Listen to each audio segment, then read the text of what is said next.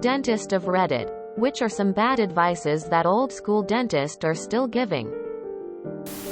My dentist tells me not to use cocaine and whiskey for tooth pain, but has never argued its effectiveness. Dentist here. Using mouthwash after brushing. All the fluoride in the toothpaste which remineralize your enamel is just getting washed away. Use mouthwash when you don't have time to brush, such as at work. Some types of mouthwash such as chlorhexidine as antiseptic, so that has benefits such as for patients with gum disease. But for most, brushing twice a day with a fluoride toothpaste. First thing in the morning and last thing before bed is best, and don't eat or even drink water after brushing before bed. I used to go to an old school dentist in my early 20s. Apparently, he used an out-of-date technique to drill away the cavities. Not sure exactly what they were.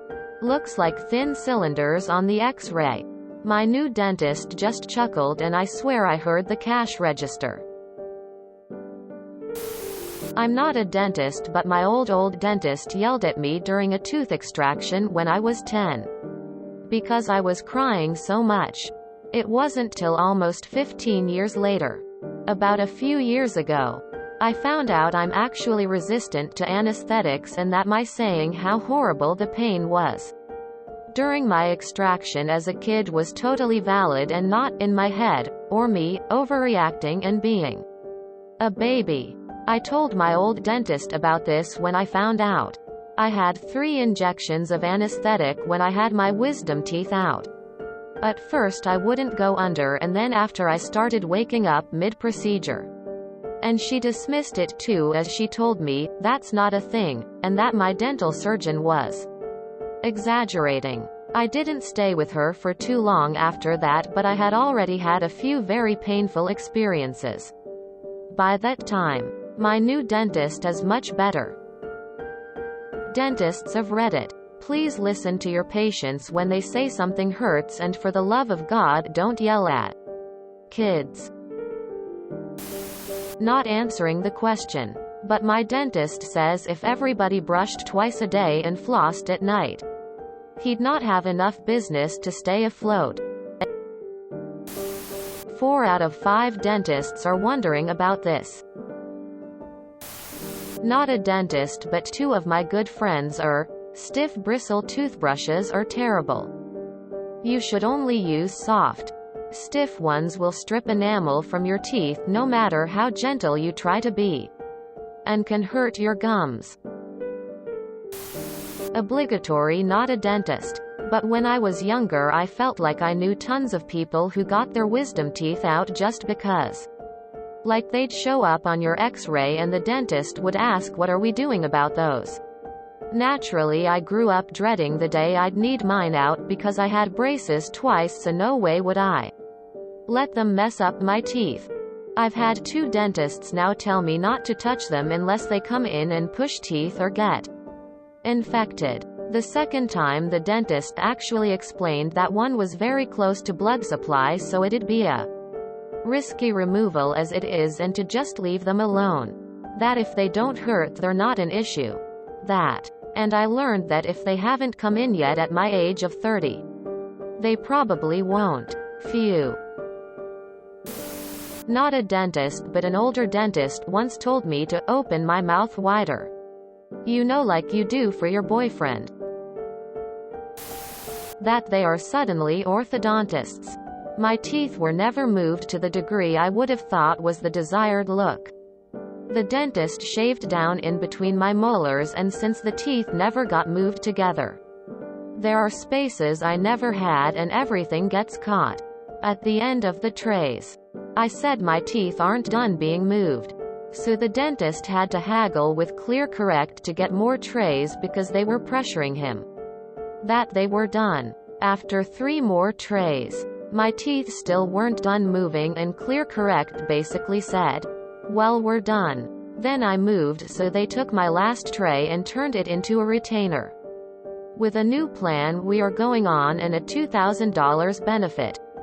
The first thing I want to do is go to an orthodontist to get braces. I already spent a $4,000 benefit and cash to the dentist, and here I go again. Dentists, please stick to dentistry. You are not orthodontists. Leeches on the gums to cure toothache. To rinse and spit out the toothpaste. You should only spit out whatever paste you can and leave the rest to do its job. How can something work if you just got rid of it? Not a dentist. But I've often wondered why they don't talk more about diet and minerals and vitamins that help your teeth and oral health.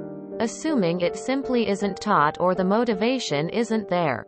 Shame, as it could have preventive benefits. LMAO, nobody in here is a dentist. Not a dentist. I am scared of going to the dentist. And have been since I was like 4 to 5 years old. I had to get a tooth pulled, and at the time I was okay with my dentist, and so was my mom. But when it came to the extracting, the dentist did not give me neither gas or local anesthesia. So when he starts pulling and tweaking, I of course started crying and screaming in pain. Like, dude, I am 5. I am not just lay there in pain. So I am thrashing around, and several people had to hold me down so he could finish. After that, I was terrified to go, and always crying and screaming when we were going. She changed the dentist, but that did not help. Now, almost 20 years later, I am still slightly scared and hate the dentist, and that will probably never change. This is a rather unfortunately loaded question. Truth is, old school dentists and new school dentists both give out good advice and bad advice.